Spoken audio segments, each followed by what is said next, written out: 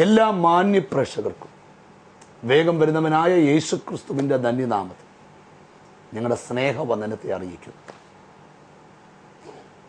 ഓരോ ദിവസവും യേശുവിൻ്റെ വചനവുമായി നിങ്ങളുടെ ഭവനത്തിലേക്ക് വരാൻ, നിങ്ങളുടെ മുമ്പിലേക്ക് വരാൻ യേശു ഒരുക്കുന്ന നല്ല അവസരങ്ങൾക്കായി ഞാൻ ദൈവത്തെ സ്തുതിക്കുക. ജീസസ് വോയിസിൻ്റെ TV പ്രോഗ്രാം ധാരാളം വ്യക്തികൾക്ക് അനുഗ്രഹമാണെന്ന് ഓരോ ദിവസവും ഞങ്ങൾ മനസ്സിലാക്കും. നമുക്ക് കർത്താവിൻ്റെ വചനത്തിലേക്ക് വരാം. ഇന്നത്തെ വചനം വലിയ അത്ഭുതങ്ങൾ നടത്തും. കണ്ടുകൊണ്ടിരിക്കുമ്പോൾ തന്നെ രോഗസൗഖ്യങ്ങൾ നടക്കും. നിങ്ങളുടെ ശാപങ്ങൾ പൊട്ടിമാറും. പ്രാർത്ഥനയോടെ ശുശ്രൂഷ ശ്രദ്ധിക്കുക. ഈ എപ്പിസോഡ് സ്പോൺസർ ചെയ്ത ഫാമിലിയെ കർത്താവ് ഐശ്വര്യമായിട്ട് അനുഗ്രഹിക്കട്ടെ. അവരുടെ സന്തോഷ ദിനം നമുക്ക് ഒന്നിച്ചാഘോഷിക്കാം. വചനത്തിലേക്ക് പ്രവേശിക്കാം.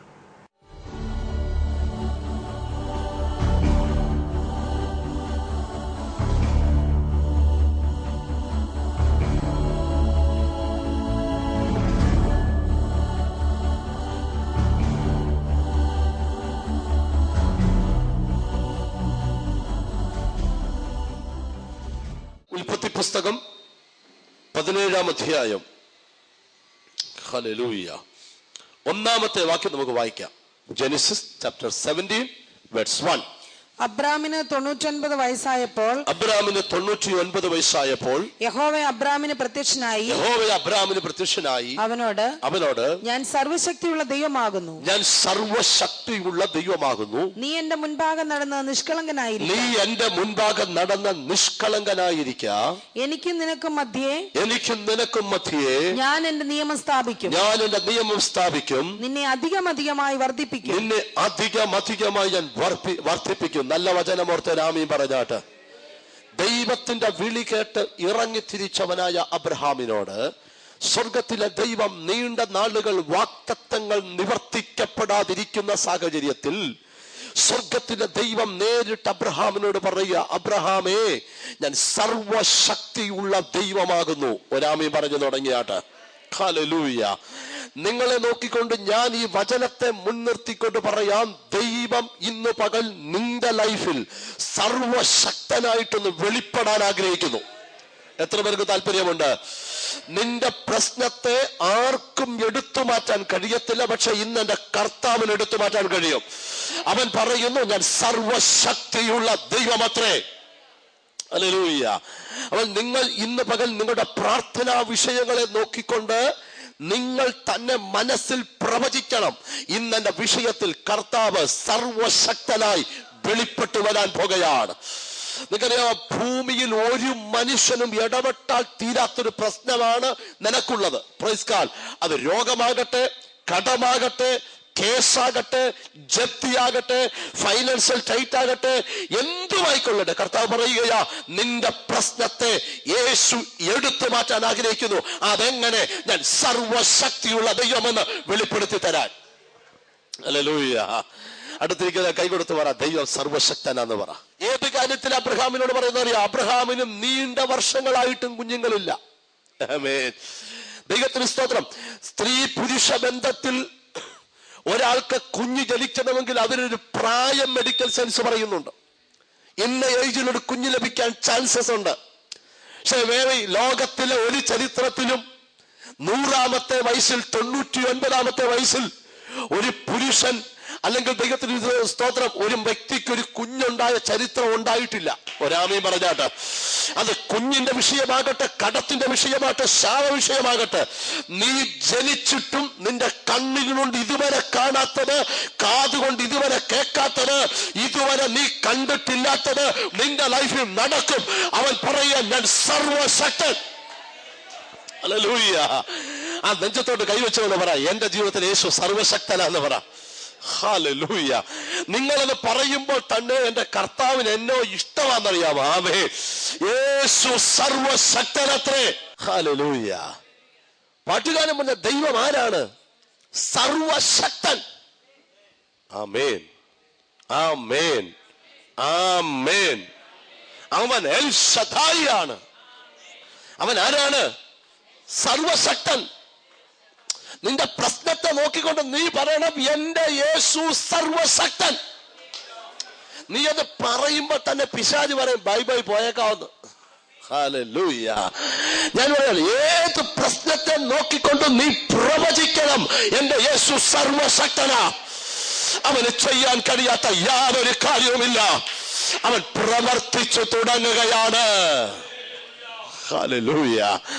ഈ അബ്രഹാമിനോട് ദൈവം പറയുക, നിന്റെ പ്രായം ദൈവത്തിന് വിഷയമല്ല, നിന്റെ സാഹചര്യം ദൈവത്തിന് വിഷയമല്ല, ദൈവത്തിന്റെ വിഷയം അവൻ സർവശക്തനാന്ന് തെളിയിക്കുക എന്നുള്ളതാ. ഞാനൊരു കാര്യം പറയാം, നിനക്ക് ഈ പ്രശ്നം വന്നത് ദൈവം അറിയാമല്ല. ഒരാമയും പറയാമോ?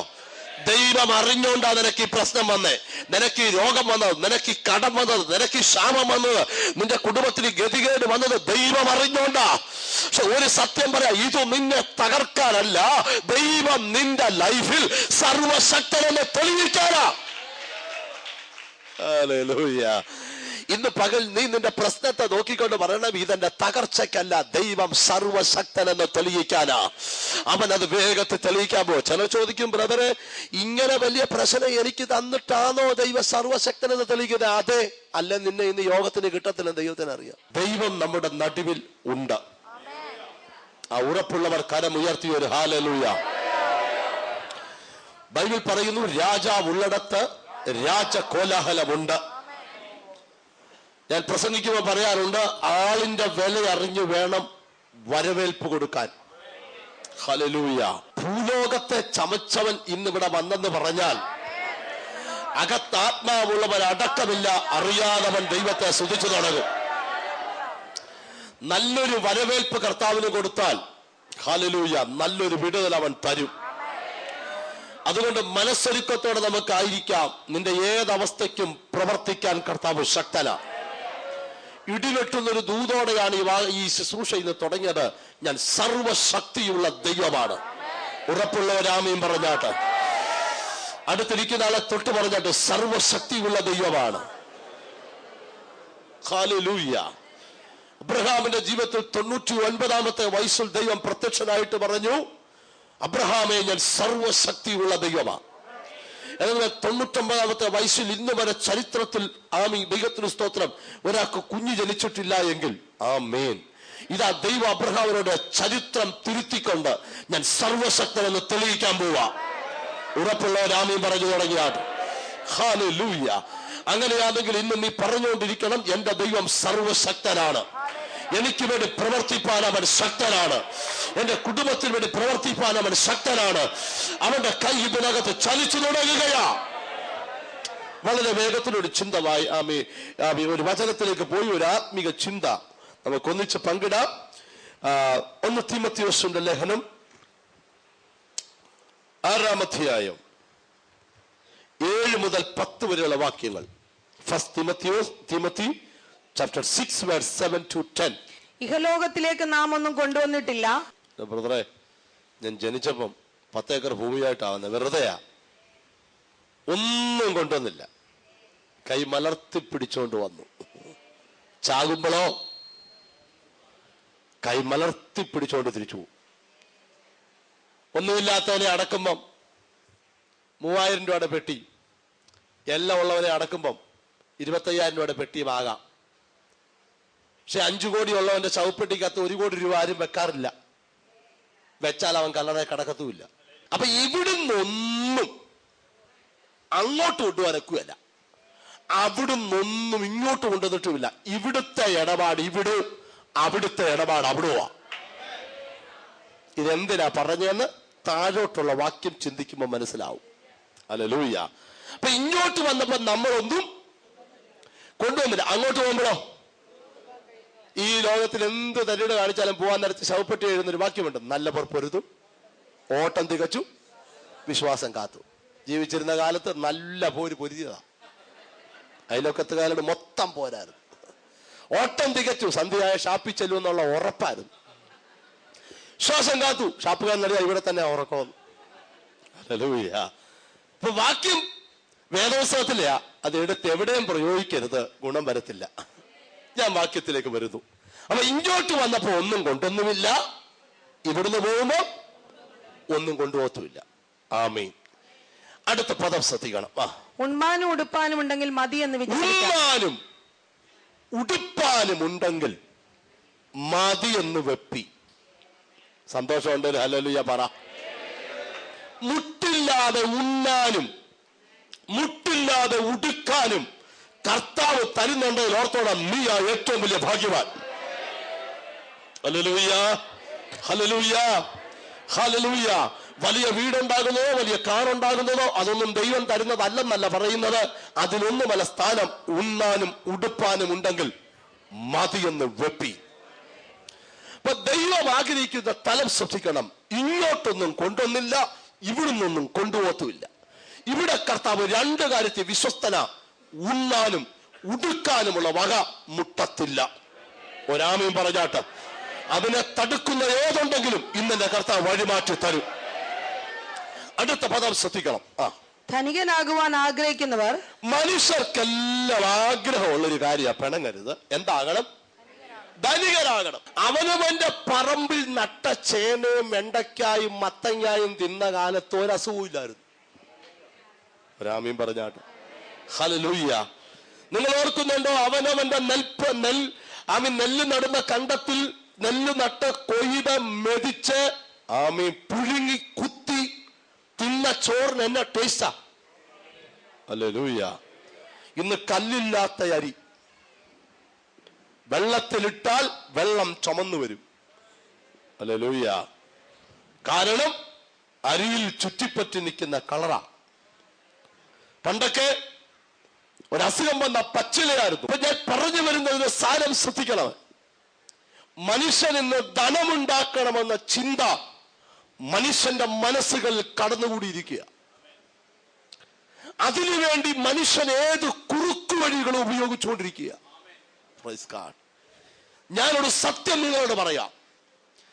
ദൈവം ഒരുവനെ അനുഗ്രഹിക്കാതെ ആർക്കും ധനം ഉണ്ടാകത്തില്ല. ഒരാമയും പറഞ്ഞു തുടങ്ങിയാട്ട്. ഹല്ലേലൂയ. എന്നോട് കർത്താവ് പറഞ്ഞു, പലരും അനുഗ്രഹിക്കപ്പെടാത്തതിന്റെ പിമ്പിലെ രഹസ്യം അവരുടെ ജീവിതത്തിൽ അവരുടെ മനസ്സിൽ കിടക്കുന്ന ചില ആവേശങ്ങൾ ഇന്ന് കെട്ടടങ്ങിയേ പറ്റൂ. തമ്പുരാൻ ചിലരെ ഓടിച്ചിട്ട് അനുഗ്രഹിക്കാൻ തയ്യാറായില്ല. നന്മയും കരുണയും നിന്റെ ആയുഷ്കാലം നിന്നെ പിന്തുടരുമെന്ന ഇന്ന് വചനം ബാധിച്ചവർ അതുകൊണ്ട് പോകാമെന്ന് ഉറപ്പോടെ ആമീൻ പറഞ്ഞു തുടങ്ങിയാട്ട്. ഒരു ഹല്ലേലൂയ പറഞ്ഞു തുടങ്ങിയാട്ട്. ഒരു ആമീൻ പറഞ്ഞു തുടങ്ങിയാട്ട്. ദൈവം പ്രവർത്തിക്കുവാൻ പോകുകയാണ്. ഇവിടെ വേദപുസ്തകത്തിൽ എഴുതിയിരിക്കുന്ന ഭാഗം ഒരിക്കൽ കൂടെ വായിച്ചു കേൾക്കണം. ഇഹലോകത്തിലേക്ക് നാം ഒന്നും കൊണ്ടുവന്നിട്ടില്ല, ഇവിടെ നിന്ന് യാതൊന്നും കൊണ്ടുപോകുവാൻ കഴിയുന്നതുമല്ല. അല്ല.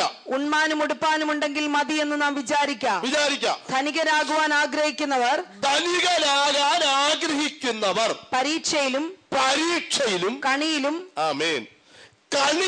കുടുങ്ങുകയും മനുഷ്യർ സംഹാരനാശങ്ങളിൽ. അവിടോട്ട് നിൽക്കട്ടെ. രക്തത്താൽ പലർക്കും വിടുവിക്കപ്പെടാൻ കഴിയാത്തതിന്റെ കാരണം അവരുടെ മുന്നോട്ടുള്ള യാത്രയിൽ അവരറിയാതെ ഏതൊക്കെയോ കുടുക്കുകളിൽ അകപ്പെട്ട് കിടക്കുക. ഇന്ന് എന്നോട് കർത്താവ് പറഞ്ഞ് വചനമെടുക്കുമ്പോൾ സാമ്പത്തിക തലത്തിൽ കിടക്കുന്ന ചില കുടുക്കുകളെ കർത്താവ് ഇന്ന് പൊളിച്ചു മാറ്റാൻ പോകുകയാണ്. എന്നോട് കർത്താവ് പറയുന്നു, നാം പലപ്പോഴും നമുക്ക് കടമ്പ കയറുമ്പോ എന്താ നമ്മൾ ജീവിക്കുന്നത്? എളുപ്പ വഴിയിൽ എങ്ങനെ പണം ഉണ്ടാക്കാം. ഞാനൊരു സംഭവം ഒരു ദൂത് പറയാനാണ് നിൽക്കുന്നത്. സദൃശവാക്യം 10:22 പറയുന്നു, യഹോവയുടെ അനുഗ്രഹത്താൽ സമ്പത്തുണ്ടാകുന്നു, മനുഷ്യന്റെ അധ്വാനത്താൽ ഒന്നും കൂട്ടാനൊക്കത്തില്ല. ഈ മർമ്മമാപ്ത വാക്യമായിട്ട് നിന്റെ അകത്തോട്ടിരിക്കട്ടെ. നീ എന്തൊക്കെ തൊട്ടാലും നന്മ പുറത്തു വരും. അതാ ദൈവാനുഗ്രഹത്തിന്റെ വഴി. വിശ്വാസമുണ്ട്? രാമയും പറഞ്ഞാട്ട്. നിനക്കുണ്ടായ ചില ഞെരുക്കവും ഇടുക്കവും നിന്നെ ചിലതിലേക്ക് ആവേശം കൊള്ളിച്ചെങ്കിൽ അത് നിമിത്തം വന്ന കുടുക്കുകൾ എന്റെ ദൈവം ഇന്നത്തെ ശുശ്രൂഷയെ പൊട്ടിച്ചുകളെ. ഉറപ്പുണ്ട്? രാമയും പറഞ്ഞു തുടങ്ങിയാട്ട്. എന്നോട് ദൈവം പറയുന്നു, ചില വലകൾ ഇന്ന് പൊട്ടു, ചില കെണികൾ ഇന്ന് പൊട്ടു. 2010 തൊട്ട് നിന്റെ കുടുംബത്തിൽ വീണ കെണി, 2005 തൊട്ട് വീണ കെണി എന്റെ ദൈവം പറയുന്നു, ഇന്നത്തെ ശുശ്രൂഷയുടെ നടുവിൽ അവനെ കെണിയെ പൊട്ടിക്കും. നിന്റെ കുടുംബം ഗതിപിടിക്കാതെ വണ്ണം അവർ നിനക്കെതിരെ വലച്ച ചില വലകൾ, വിരിച്ച ചില വലകൾ ഇന്നെന്റെ ദൈവം പൊട്ടിക്കുവാൻ പോകുകയാ. നിനക്കറിയാം, നിന്റെ ചില വിഷയം ചലിക്കാതെ കിടക്കുന്നത് അതിന്റെ പുറകിൽ ഒരു കെണിയുണ്ടെന്ന് നിനക്കറിയാം. നിന്റെ കുഞ്ഞിന് നല്ല വിദ്യാഭ്യാസം ഉണ്ടായിട്ടും അവൻ ഗതി പിടിക്കാത്തതിന്റെ മുമ്പിൽ ഒരു കെണിയുണ്ടെന്ന് നിനക്കറിയാം. നിന്റെ മേൽ ദൈവകൃപ ഉണ്ടായിട്ടും അത് ജ്വലിക്കാത്തതിന്റെ പിമ്പിൽ ഒരു കെണിയുണ്ടെന്ന് നിനക്കറിയാം. പ്രാർത്ഥിച്ചുകൊണ്ടിരിക്കണം. കാലപ്പഴക്കം ചെന്ന ചില വിഷയത്തെ കർത്താവ് ഇന്ന് തൊടും. നിന്റെ അപ്പനപ്പൂപ്പന്മാരുടെ കാലത്ത് തൊട്ട് വീണ ചില കെണികളെ ഇന്ന് തൊടും. ആമേ. മാറാതെ കിടക്കുന്ന ചില പ്രാക്കുകളെ ഇന്ന് തൊടും. മാറാതെ കിടക്കുന്ന ചില ശാപങ്ങളെ ഇന്ന് തൊടും. എന്നോട് ദൈവം പറയുന്നു, രക്ഷിക്കപ്പെട്ട് സ്നാനപ്പെട്ടിട്ടും പൊട്ടാത്ത കെണികളെ ഇന്നെന്റെ കർത്താവ് പൊട്ടിച്ചു മാറ്റും. നിനക്കെതിരെ വിരിച്ച വല അവിടെ നിൽക്കും, പക്ഷെ അതിനെ കണിയിന്ന് പൊട്ടും. അതിനെ കണിയിന്ന് പൊട്ടും. Love you father, love you father. വലച്ചുട്ട വൃത്തങ്ങൾ ഇന്ന് പൊട്ടും. 124 സങ്കീർത്തനം അതിന്റെ 7-ാമത്തെ വാക്യം ശ്രദ്ധിക്കുക. വേട്ടക്കാരന്റെ കണിയിൽ നിന്ന് പക്ഷി എന്ന പോലെ, വേട്ടക്കാരന്റെ കണിയിൽ നിന്ന് പക്ഷി എന്ന പോലെ, പക്ഷി എന്ന പോലെ നമ്മുടെ പ്രാണൻ വഴുതിപ്പോന്നിരിക്കുന്നു. നമ്മുടെ പ്രാണൻ വഴുതിപ്പോന്നിരിക്കുന്നു. കണി പൊട്ടി നാം വഴുതിപ്പോന്നിരിക്കുന്നു. കണി പൊട്ടി. ഒരാമയും പറയണം. ഇന്നത്തെ ശുശ്രൂഷയിൽ ചില കണികൾ പൊട്ടും.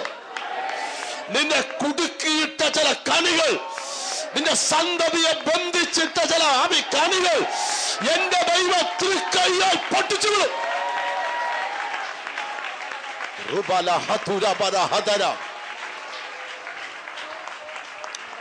Hallelujah, hallelujah. അടുത്തിരിക്കെ കൈ കൊടുത്ത് പറ, ഇന്ന് കണി പൊട്ടുമെന്ന് പറ. ഹല്ലേലൂയ. ഞാനൊരു സത്യം പറയാം, നിന്റെ മൊത്ത വിഷയത്തിന് ഇന്ന് തൂത്ത് പറയ്ക്ക് ഒരു വിടുതൽ കിട്ടാൻ ഒരു കണി അങ്ങ് പൊട്ടിയാൽ മതി. വിടുതൽ സെക്കൻഡിനകത്ത, സെക്കൻഡിനകത്ത്. എവിടുന്നൊന്നും ചോദിക്കരുത്. നീ എവിടെ തൊട്ടാലും മുടിയതെങ്കിൽ ഓർത്തോളം അതൊരു കെണിയാ. എന്തൊക്കെ തൊട്ടാലും കുരുകുന്ന ഓർത്തോളം അതൊരു കെണിയാ. എന്റെ ദൈവം ഇന്നത് പൊട്ടിക്കും.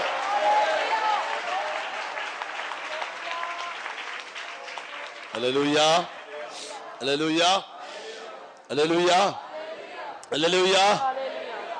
അപ്പൊ സാമ്പത്തികമായി എന്ന് പറഞ്ഞാൽ ധനവാനാകണമെന്നുള്ള അത്യാഗ്രഹം നമുക്ക് എന്ത് വേണ്ട വേണ്ട. ഒന്ന് തൊട്ട് പറ, ധനവാനാകണമെന്നുള്ള. അടുത്തിരിക്കുന്നതൊക്കെ കൈ കൊടുത്ത ധനവാനാകണമെന്നുള്ള അത്യാഗ്രഹം വേണ്ടെന്ന് പറഞ്ഞു. Hallelujah, hallelujah. ധനവാനാകണമെന്നുള്ള അത്യാഗ്രഹം വേണ്ട. ഒരാമയും പറഞ്ഞു തുടങ്ങണം. Hallelujah, hallelujah. എന്ന് പറഞ്ഞാൽ ജീവിക്കാൻ പൈസ വേണ്ടെന്നാണോ? ബിസിനസ് ചെയ്യരുതെന്നാണോ? കാറ് വാങ്ങിക്കരുതെന്നാണോ? ആമേൻ. ചിലർക്ക് എത്ര വാങ്ങിച്ചാലും തൃപ്തി വരത്തില്ല. ആമേൻ, ആമേൻ. ഞാനൊരു സത്യം പറയാം, ഇന്ന് കർത്താവ് നിങ്ങളെ അനുഗ്രഹിക്കാതെ ഇവിടുന്ന് വിടത്തില്ല. ഉറപ്പുണ്ട്? ആമീൻ പറഞ്ഞാട്ട്. ദൈവം നിങ്ങളുടെ അവസ്ഥയ്ക്ക് മാറ്റം വരുത്താതെ വിടത്തില്ല. പക്ഷെ പ്രശ്നം, ദൈവം നമ്മുടെ സ്ഥിതിക്ക് മാറ്റം വരുത്തുമ്പോ അത് നമുക്കും ഭാര്യയ്ക്കും മാത്രമല്ല. ആമേൻ. അത് കുറച്ച് പാവങ്ങൾ കൂടെ ഉതകണം. ഒരാമീൻ പറഞ്ഞാട്ട്. നമ്മുടെ 6 വീട് അപ്പുറത്ത് 10 കിലോ അരിക്ക് നിവർത്തിയില്ലാത്ത ഒരുത്തൻ കിടക്കുമ്പം, ആമേൻ, അവനെ കണ്ട് കണ്ണടച്ചു പോകുന്നതല്ല ക്രിസ്തീയ ജീവിതം. അപ്പൊ നാം അറിയാതെ നമ്മുടെ ജീവിതത്തിൽ ഒളിഞ്ഞു കിടക്കുന്ന എല്ലാ കെണികളും ഇന്ന് പൊട്ടണം. ഒരാമീൻ പറയണം. ചിലതൊക്കെ ഇന്ന് വഴുതി പോരാൻ പോവാ. വിശ്വാസമുണ്ടോ? തടഞ്ഞു കിടന്നതൊക്കെ ഇന്ന് കർത്താവ് വഴുതി കൊണ്ടുവരും. ഒരാമീൻ പറയണം. ചിലതൊക്കെ നിനക്ക് കൈ നീട്ടി പിടിക്കത്തക്കവണ്ണം ദൈവം തമ്പുരാൻ നിനക്ക് മുമ്പിൽ കൊണ്ടുതരാൻ പോവാ.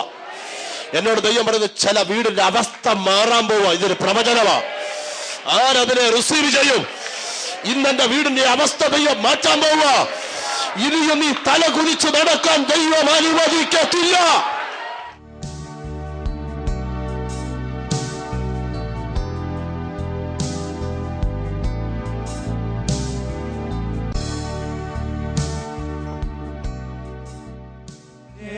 ആന്റി മുമ്പിലേക്ക് വന്നാട്ടെ. ഈ ആന്റി ഞാനിപ്പോൾ സൗഖ്യം പ്രാപിക്കും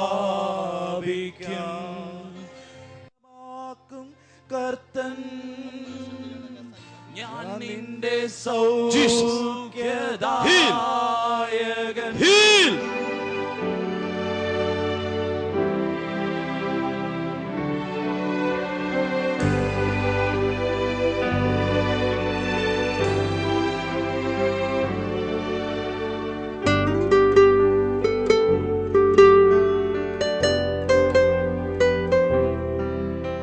ആന്റി ഇങ്ങോട്ട് നോക്കിക്കേ. എന്താ ആന്റിയുടെ പേര്? സൂസമ്മ.